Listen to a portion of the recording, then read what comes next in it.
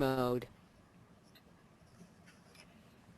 Hey, welcome to 3TC, the November 2012 edition. We're excited that you're here. We hope you've grabbed your cup of coffee and are settled in to have a conversation with Nancy Lee Gauche today. I'm Danica, and I will be your 3TC host.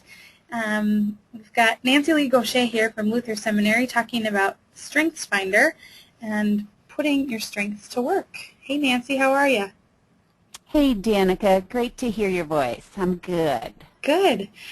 Just one quick thing I didn't mention. We want to say thanks to Trinity Lutheran College for partnering with us with 3TC. We're grateful for their partnership. Hey Nancy, I'm wondering if you could tell us about you. Tell us what you're up to at Luther Seminary and what you're up to when you're not there. Oh, I love it. Oh gosh, and there it is in full living color in front of you, huh? Well, you know, I've been here at Luther about 6 years.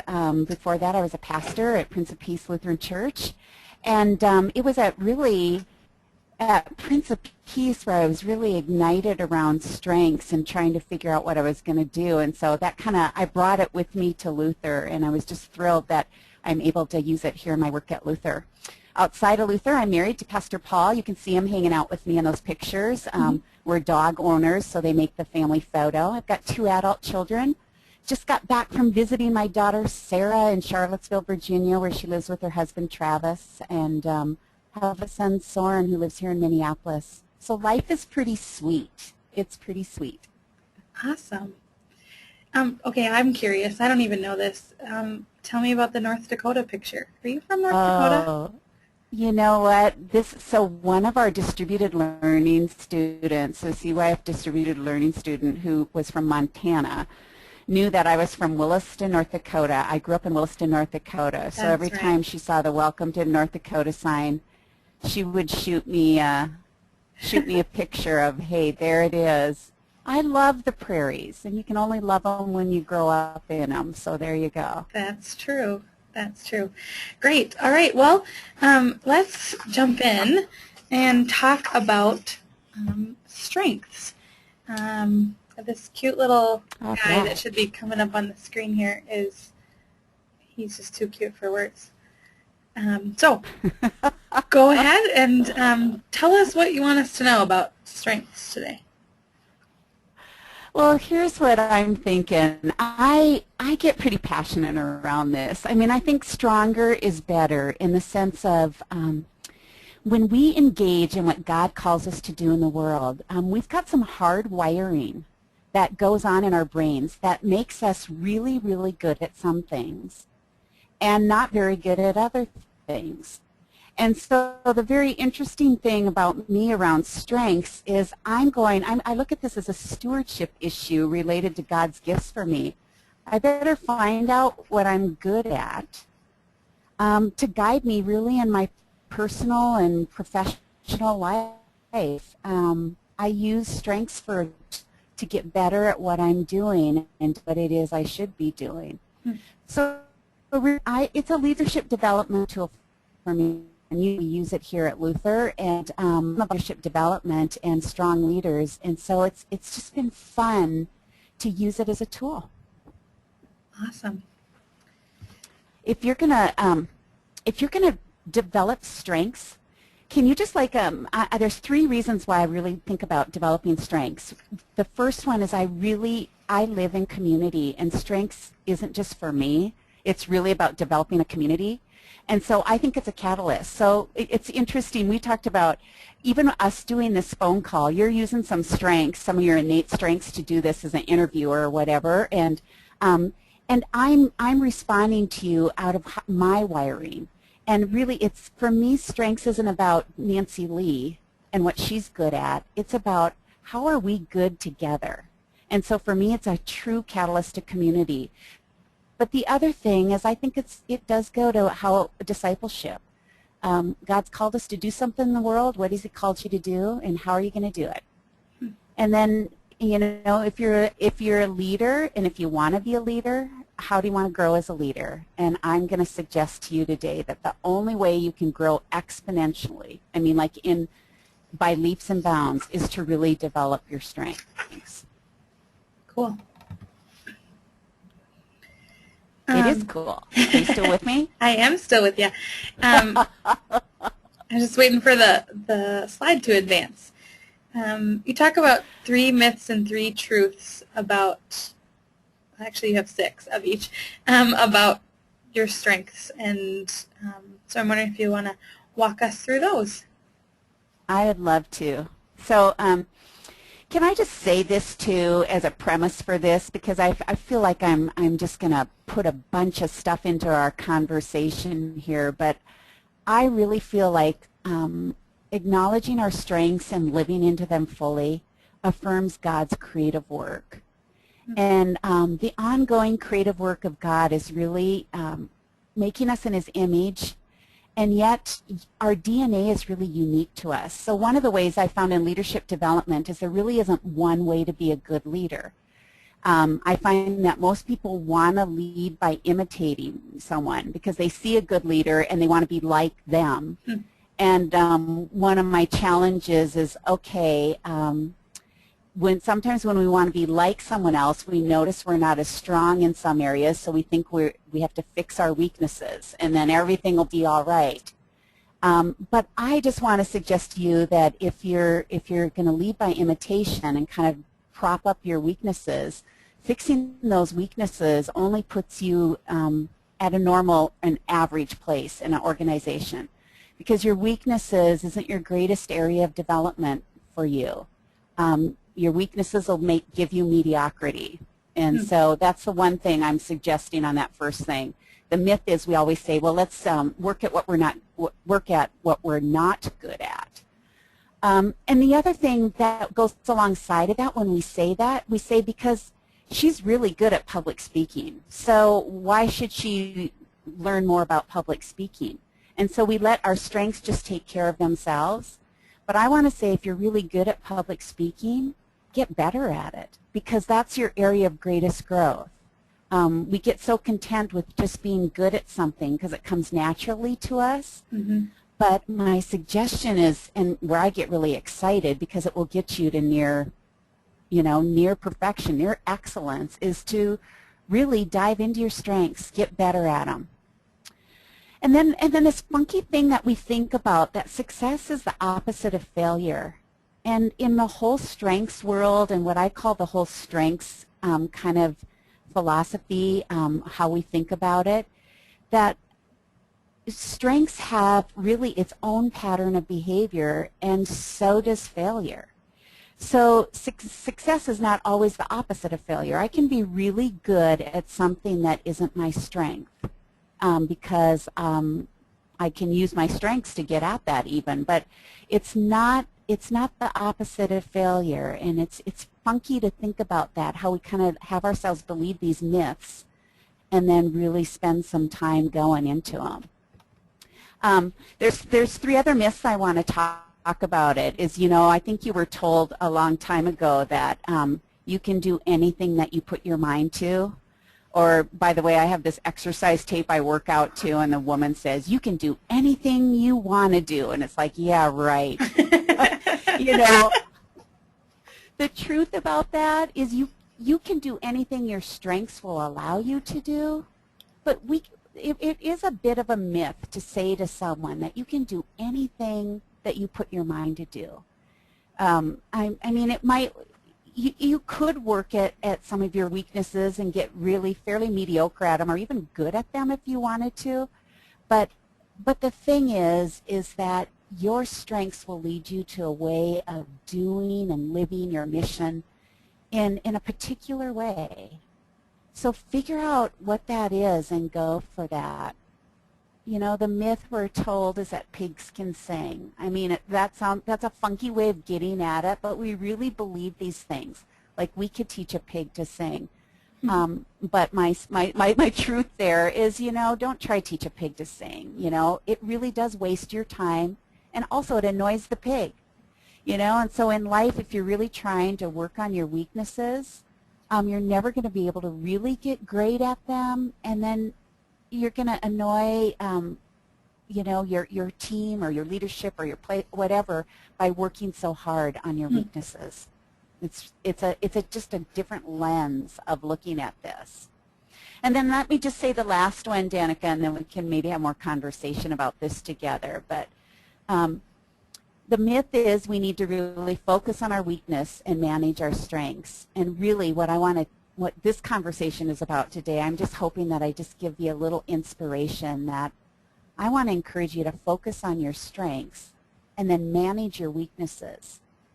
Our weaknesses can get in our way, and they can be obstacles for us, so they have to be managed. This whole emphasis on strengths isn't saying, don't manage your weakness. It's just your focus. It's how you're going to live this all out. So those are some myths and maybe some truths that'll get us going in our discussion today. Cool. Let's maybe talk through this slide, and then it might be good to just talk a bit about the platform in which you find out what your strengths are, and maybe a little bit of background of your training. But we'll go with this first, and then we'll jump into that. Good. Well, your strengths, there are all kinds of tools and assessments, and maybe that's where you're going, where we can get to on this, to help us figure out what we're good at. By the way, this is a lifelong deal. Like, you don't find out what you're good at, let's say, you're remarkable and figure that out when you're 13, and then you don't have to figure anything out anymore. But it's really lifelong learning about your strengths. Also, the pool of potential of growth in your strengths is so deep that it's going to take you your life to explore what it is you're good at and what your strengths really are. And so the basis, though, for finding out your strengths is this. And I'm not going to go into brain, patterning and all that, but this really has something to do with your brain. And it's your hard wiring. So as we think about this and you think about your strengths, I challenge you to say, well, what are my strengths? I'll challenge you to say, what is it that you naturally yearn for, or you sense your attention is drawn to? So I call that listen for your yearnings. What is it that you get tuned into? What is it that truly satisfies you? So you go away from doing something and you're just like, wow, that was satisfying. I mean, that kicked it up a notch for me. Like, I feel like I lived today because I did that, And what are your areas of rapid learning? Where do you pick things up quickly? And, so quickly that sometimes you don't even recognize your strengths because you think everybody thinks like that. And what I want to remind us all is we're all so uniquely different that our awareness, we get in trouble when we think everybody thinks like we do. Because I think in a pattern of how my strengths are engaging me and pushing me forward. So, and I can learn really quickly in those areas, and I can be excellent in those areas, which leads me to the next one. Where do you catch glimpses of excellence in what you do? There's a thing we say in the strengths world that there is something that you can do better than 10,000 other people. What is that? What is that? Could we talk about that today? What can you do better than 10,000 other people gathered, in a community or whatever? Figure out what that is and catch those glimpses of what you really are great at. And in what areas do you grow quickly? That's the rapid learning thing, but you just, it's a no-brainer for you. You just get there quickly. And then my final thing about finding out what you do well and do more of it is really, what do you think you were put here on this earth to do? I mean, part of that is purpose and meaning. Part of that is ongoing pieces of who we are. But, I can talk about that vocationally, or we can talk about it, people can talk about this without any faith connection at all. But I'll talk to someone and they say, I was just put here on earth to do this. This is what really trips my trigger. I mean, this is what makes life worth it. Mm-hmm. And I'm hearing things like that when I know people are really living in their area of strengths. Cool. Do you want to say a bit about your training in this, the tools that you use to help other people um, figure out their strengths, and how they might do that without you? I don't know, that's maybe the wrong thing to say, but not everyone will have access to um, your training and your Right. brain in all of this. So Right. tell us a little bit about that. How I do this. I'd love to. Well, first of all, there's all kinds of tools out there, and I wanna reiterate again. It's like any leadership development that you do around anything. I say a good leader is a self-aware leader, meaning you're aware of what you're good at. You're aware of your strengths so that you manage them and all that kind of thing. So there's all kinds of things that are going to help you do that. A particular tool that I use that gets me more quickly there with people, because some people, their self-awareness, they're just learning about themselves and they're trying to figure this out. But StrengthsFinder 2.0 is a Gallup tool that is an online assessment of 160 questions that it takes about 30 minutes to do. And there's this whole, Gallup has discovered this whole kind of strengths language, or it's in the field of what we call positive psychology. But it's been built on about 40 years of really, really great research, and I find that the easiest tool to look at. I find it a dangerous tool when you just take the assessment, go, oh, here are my top 5 strengths, and then you don't do anything about it. Then it just becomes a label. But I find that growing in strengths is really hard work. So I find that most people just take the assessment, find out their label, and then put it aside. And then when I see them like 6 weeks later, they're going, oh, yeah, what were my strengths? Oh, they were these, and I'm going, hey, you know your strengths without your labels, right? Mm-hmm. So it's part of it is leaning into it and learning it. But so Gallup has a training. I'm as particularly trained in the faith-based organization because I've done this in churches and in faith-based nonprofits. So there's a business edge of it too, where it's used in many businesses, many corporations. So a lot of people in my congregation, were exposed to this on their business setting, and then it's been fun for us to look at it. Well, what does it mean for the church or for the body of Christ that these are your strengths? So it's been a great conversational tool for me as well. Great. I want to remind people they can join in our conversation by typing their question in the box at the right-hand side of their screen. I know that Nancy would love to field some questions that you have. There was one thing that you just mentioned about having the label and people getting or sort of feeling trapped by that label. And when you and I were talking earlier, I was thinking about when I did the StrengthsFinder 2.0 thing in our leadership class at seminary. I got really hung up on the fact that my top strength was woo, which is winning others over.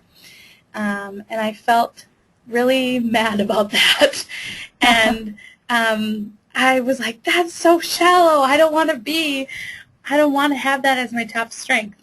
But what I didn't do was look at what the next 2 strengths were, which was individualization and, empathy and individualization. Mm-hmm. Meaning, right. I jump into conversation with people. It's easy for me to do so, but I was hung up on the you meet people and move on part of the woo description instead of making quick connections and then empathetic listening and trying to put myself in other people's shoes. I mean, all of those things have layers, which I got stuck in the label rather than actually what I was being told about my strengths. That's such a beautiful example, Danica, because here's the deal. I mean, we talk about these strengths, and Gallup uses this tool in StrengthsFinder. There's 34 themes I call them talent themes. And your talents are really complex.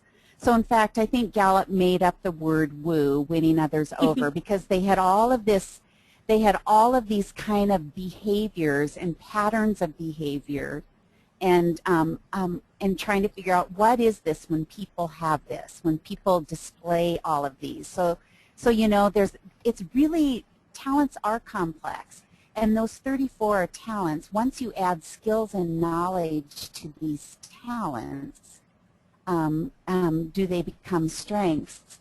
But also strengths don't work in isolation of each other. Like you said, that's why we give you your top 5. Mm-hmm. And Gallup now, I mean, you can always see your top 34 too. And it's just interesting. You really can manage maybe your top 5 or 10 strengths, and the rest you shouldn't even be worried about.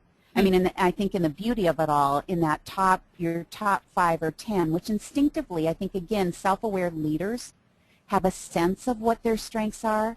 What I think we don't know how to do is to grow these strengths, because we think they come so easily to us. We're already very comfortable with them. But this is our area of greatest growth and potential.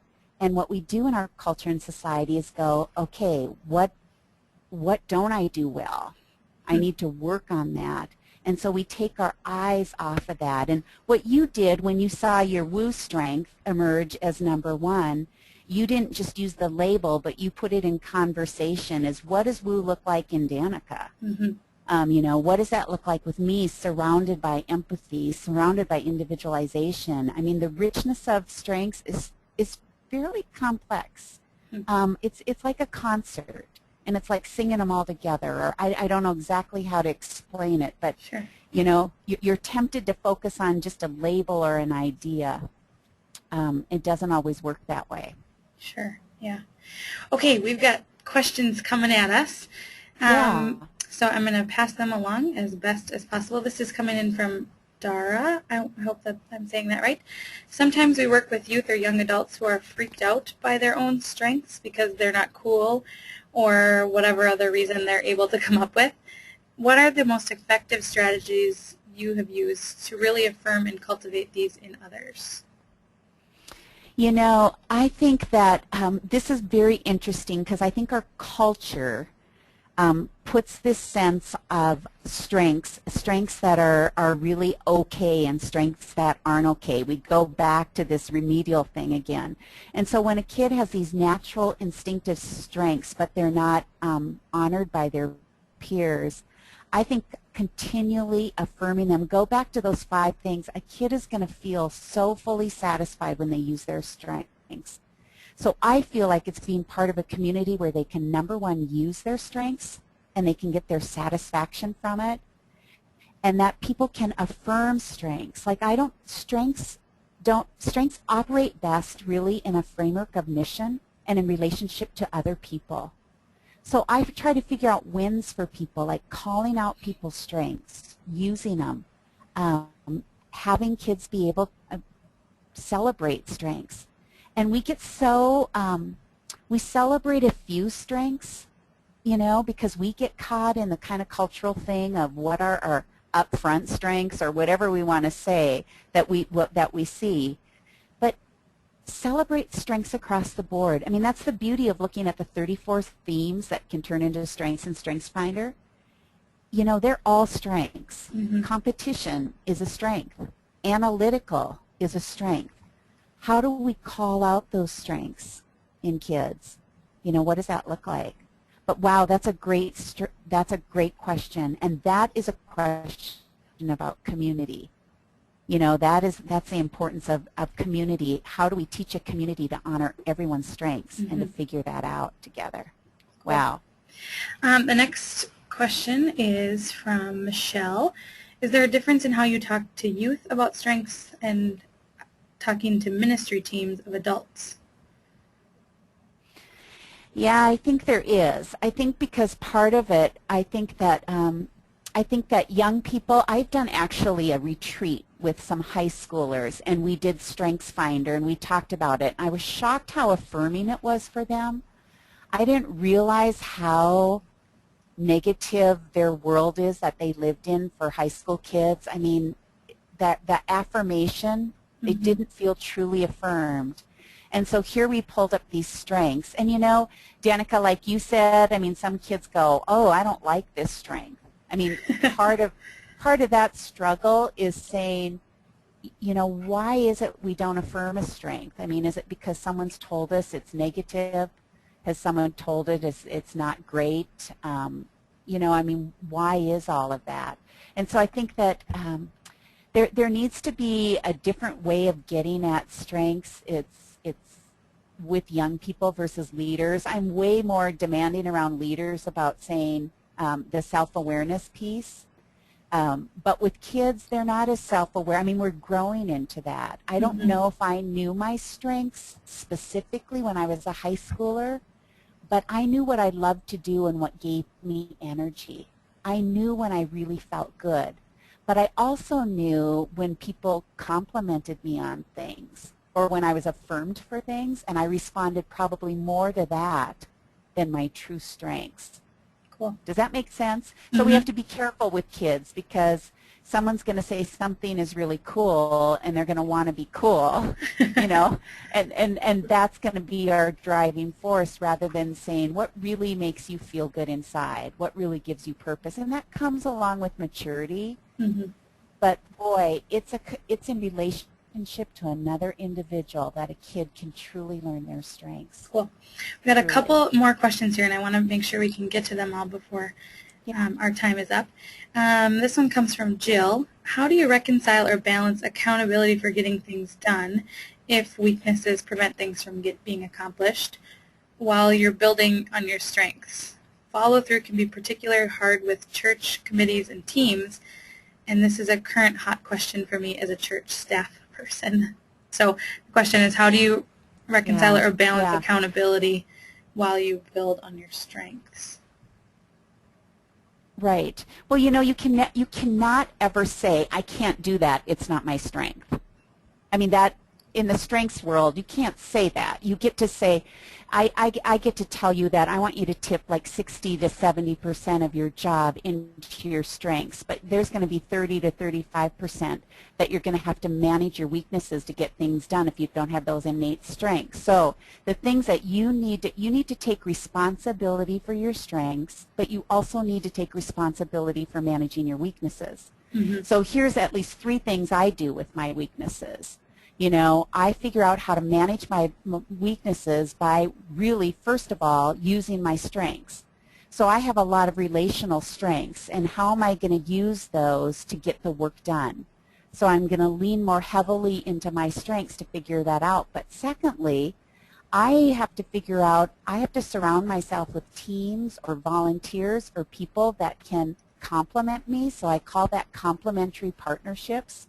So let's say I'm not really good at filling out a budget sheet every month, which I happen to be really good at because I have responsibility, so I like that. But if that isn't your strength, you need to find a complementary partnership of someone who will sit down and say, hey, this is what you do. You know, keep all these receipts in here, bring them to me, let's do this.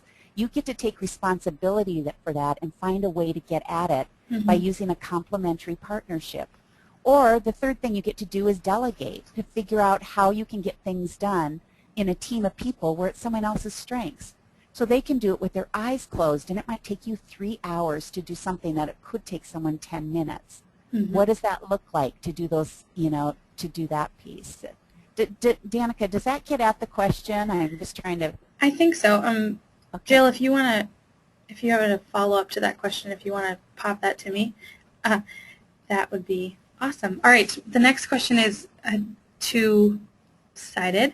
Not two-sided, it has 2 parts. Do you meld strength finders with spiritual gifts assessments when you facilitate leader groups by using Marcus Buckingham strength books, or do you use Marcus Buckingham strength books? Okay. Yeah, well, Marcus Buckingham first wrote the first Now Discover Your Strengths with Don Clifton. I mean, he was the guru behind all this. He has left Gallup, so now he's out on his own, and he's still a strengths person, strengths based, but he doesn't have, you know, he's using a different profile for this. So it's been kind of fun I do use Marcus Buckingham as a tool. Trombone player is a great tool that I actually use with high school kids. There's a little piece called that he uses in there. It's a little video, and it really helps people understand their strengths more easily. So yes, I use Marcus Buckingham. Going back to spiritual gifts, you know, spiritual gifts is a side of strengths, but I have not done a lot of work with both of those together. I've used spiritual gifts more when I use a tool like Life Keys. That kind of tool that kind of works with personality and life skills and different lenses for looking at yourself. So I haven't done a lot of work with spiritual gifts and with strengths, but I'm hoping some of you that are listening today will do some work with that.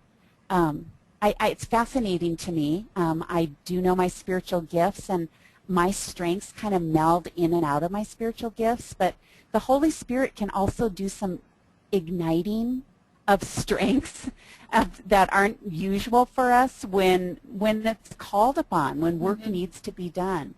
So it's a fascinating thing to look at both of those together. That's a really, really good question. Great. We are out of time. I don't know if you want to stick around. We have a couple more questions to get to, but I want to jump and do the housekeeping stuff. We can come back to a couple of these questions if I know we still have a Michelle and a Tom question and one other. So, Nancy, are you okay to stick around for 1 second? Yeah. Okay. Yeah, I'll stay around with you. You go ahead. Okay. So, Extravaganza 2013 registration is open. It's January 24th to the 28th at the Hyatt in Orange County, California. You can see the registration, or excuse me, the website for the Extravaganza. It's going to be an awesome time, so hopefully you'll consider, if you love this network event that we have every month, that's like what's the word I wanted, the Super Bowl network event to the 3TC Monday Night Football. I don't know. That was a dumb analogy. I was going to say something bad, but I'm going to keep it in my brain. Oh, never mind. Also, practicediscipleship.org. You can see some of these dates about continued practice discipleship pieces in conjunction with the gathering. It's an extension piece of the gathering. And thinkministry.org is a website for kids and young adults thinking about ministry as a vocation. Lots of information today. And Faith Formation 2020, we'll have John Roberto here next month with us talking about lifelong faith and faith formation. So join us for that. Thanks again to Trinity Lutheran College for partnering with us. I think that's all the business. If you have to go, have a great day. If not, on to our next question. I'm going back to that little boy because he's so cute. Okay. All right. Jill said, thanks, Nancy. You hit it on the head. Beneficial. This conversation hits at a great time in my congregation's ministry team development. So thanks from Jill.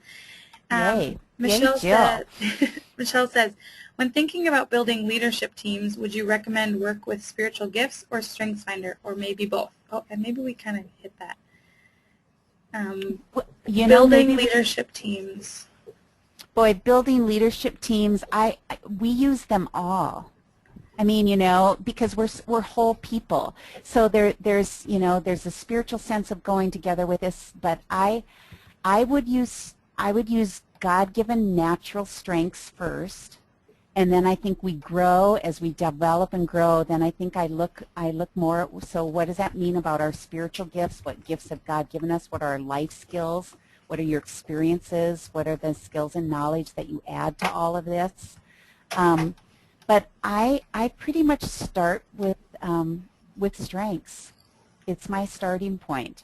That doesn't mean it's correct for everyone, but for me, and talking about how I'm wired and where I'm at, I think that's the place I always start, is for sure, for building leadership teams. And you know, Danica, we didn't even get to this today, but but because I was talking about basically your individual strengths, but there's a whole nother gamut that I do around coaching around team strengths, and there's, as a leader, how do you build a team, and how do you, what does that look like with your strengths? And I always tell people this line that, individuals are not meant to be well-rounded.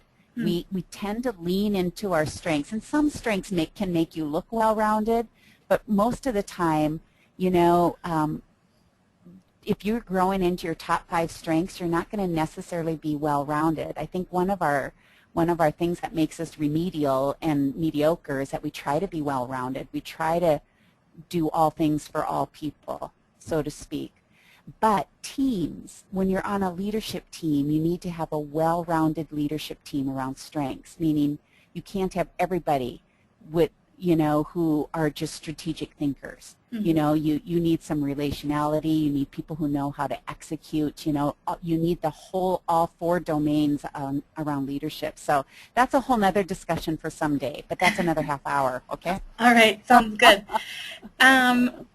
This question comes from Tom, and I just sent him a clarifying question, so hopefully you saw that, Tom, but it says, how can youth ministry lead from their strengths? And I'm wondering if he's actually talking about youth ministry. Like, what are youth ministry's strengths, and how do we play to those strengths? Oh, Tom, I don't know if this is what you were getting at, but this is the beauty of strengths. So there isn't like a top 5 strengths that would make the perfect youth ministry or the youth minister or the teacher or the lawyer. The beauty of strengths is that I have a youth director, and I can have 10 in front of me, of which I do here at Luther, and they all have different top 5 strengths. And how they're all going to be great youth directors, or whatever it is we're talking about, you can put in any, is that if they live into their own strengths, that's what's going to help them do what they do most, the best that they can do it. So I think we have this thing, like even for teachers, Gallup has done tons of work around Strengths Quest and teaching with your strengths. And they don't have any, we don't profile like the great teacher has these top 5 strengths. What they profile is the greatest teachers are teachers who use their top 5 strengths in the classroom. Yeah, he said that as a whole, as youth ministry as a whole, and I'm not sure it's helpful or even possible to profile youth ministry as a entity of ministry, right? Because but I could say this about it. I could say what would be good is when I said where strengths develop best in the framework of mission, meaning what's our goal with youth ministry, figuring that out, what it is, and using our strengths to that goal, and then in relationship to one another, meaning the community aspect of youth ministry. How are we as people together affirming each of us in who we are and saying be the best that you can be, and truly allowing people to be who they are. So I think it's the particularity of, honoring one another, saying here we are together. I don't know if that gets at it, because I'm a little bit unclear about that too, but strengths leads me into great passion for moving us forward into doing, into the future, and actually behaving and acting, because your strengths is a pattern of behavior, and it's how you work out your life in the world today, and it gets pretty exciting to be able to do what you do well. Cool. Tom says he's here to confuse you, so I have a feeling maybe he can call you if he has a more specific question. Tom Schwillert, of course. We got one last question coming from Susan. How do you handle it when your strengths are taken as intimidations? Other people find your strengths intimidating? Right. Well, that becomes other people's problems. So we can't move into codependency about that. Everyone quotes the famous quote about it's very scary for a lot of people to be strong, because, there carries with it great responsibility, with using your strengths. Mm-hmm. Because not all people use their strengths for good, so to speak, because we all have our strengths and we can use them in varying ways. But I think there are some strengths that can be very intimidating. Let's just like in the Gallup Strengths Finders, there's a strength, people who have command, or people who have self-assurance, or people who have significance can feel intimidating. And I go back to saying, you get to take responsibility for your strengths. So if you know yourself well, if you know how you come off, you get to just let people know who you are as an individual, but yet you get to act responsibly with that strength. So I wouldn't say don't use it. I wouldn't say tone it down. I would just say just take responsibility for it and use it in ways that, build people up. Also help people grow, so that people, intimidation comes from our lack of, from our own insecurities at times. So get secure about what you're good at and go forward with it. Great. Well, hey, Nancy, this has been an awesome conversation. Fun to have a bunch of people engaged in it, and I sure hope that people take a little bit of time and do the StrengthsFinder 2.0. It's definitely an interesting tool, and certainly helps you to discover a little bit more about what this whole life is all about and how we have been created to live out those unique talents that we've each been given. So thanks again. And thanks. Yeah, and thank you, Danica, and thanks to the whole team there for, doing these conversations, inviting us in, and having the dialogue together. It's just a great gift. Great.